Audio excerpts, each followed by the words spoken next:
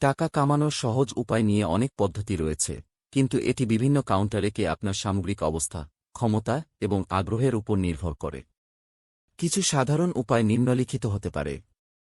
১. Side income. আপনি অনলাইনে বা অফলাইনে সাইড ইনকাম করতে পারেন, যেমন freelancing, website development, blogging, photography, লেখা, পেইড সার্ভিস প্রদান ইত্যাদি। ২. বিনামূল্যে স্কিল উন্নতি। নিজের দক্ষতা এবং স্কিল উন্নতি করুন, যেমন অনলাইনে মূল্যের পরামর্শ, কোর্স সম্পন্ন করা, বই পড়া, ওয়েবিনার অনুষ্ঠান ইত্যাদি। ৩. বিনামূল্যে সম্প্রচার ও বিপ্রযোগ।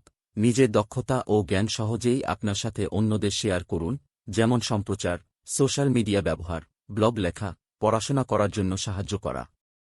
৪. ব্যবসায় শুরু করা। আপনি একটি ছোট ব্যবসা শুরু করতে পারেন, যেমন ফোনের বিক্রয়, খুচরা বা ফলের ব্যবসা, ফ্র্যাঞ্চাইজি প্রতিষ্ঠান ইত্যাদি। ৫. Share market investing. শেয়ার মার্কেটে নিজের অর্থ বিনিয়োগ করে টাকা উপার্জন করা।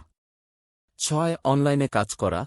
অনলাইনে বিভিন্ন সাইটে কাজ করে আউটসোর্সিং করা, যেমন ফ্রিল্যান্সিং প্ল্যাটফর্মে কাজ করা, অনলাইনে ইলেকট্রনিক সরবরাহ করা, ওয়েব ডেভেলপমেন্ট করা ইত্যাদি।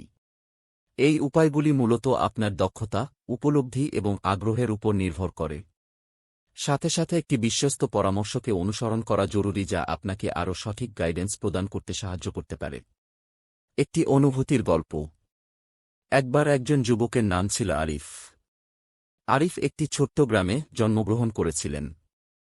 তার পরিবার অত্যন্ত দীন ছিল, তাই আরিফ যৌতুকের মাধ্যমেই স্কুলে পড়তেন।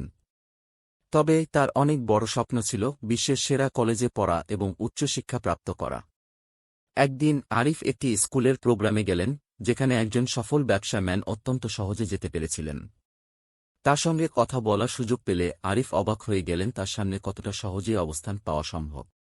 এরপর থেকে আরিফ ব্যবসা ও উচ্চশিক্ষার জন্য আগ্রহ প্রকাশ করতে শুরু করেন। তিনি যৌতুকের মাধ্যমে পড়াশোনা এবং ব্যবসায়িক দক্ষতা প্রাপ্ত করেন। অন্যদিকে তিনি অত্যন্ত সক্রিয়ভাবে উচ্চশিক্ষার জন্য প্রস্তুতি নিতে শুরু করেন এবং পরীক্ষাগুলিতে সফলতা অর্জন করেন। যৌতুক অবলম্বনে তার ব্যবসা হিসেবে খুব কার্যকর হয়ে ওঠে। আরিফের শিক্ষাগত যাত্রা প্রায় শেষ হতে বলা উচিত ছিল, যখন তিনি অনেক দূরের একটি দেশের একটি সেরা বিশ্ববিদ্যালয়ে ভর্তি হয়েছিলেন। তার যাত্রা শুরু হয়েছিল তার স্বপ্ন হিসেবে একটি সুস্থ রাষ্ট্রে অধ্যয়ন করা। এই গল্প আপনাকে প্রদর্শন করে যে যেখানে ইচ্ছা এবং কঠোর পরিশ্রম রয়েছে, সেখানে সফলতা পাওয়া সম্ভব। আরিফের অস্থিতিশীলতা এবং অবাক অবস্থানের উপর গল্পটি ভাবায় অন্যান্য লোকের মতো আপনার স্বপ্ন পূরণ করার প্রেরণা প্রদান করতে পারে। আশা করি আপনাদেরকে গল্পটি ভালো লেগেছে। এইরকম গল্প শুনতে হলে চ্যানেলটি অবশ্যই সাবস্ক্রাইব করে রাখবেন। ধন্যবাদ। আপনাদের একটি খবর রয়েছে।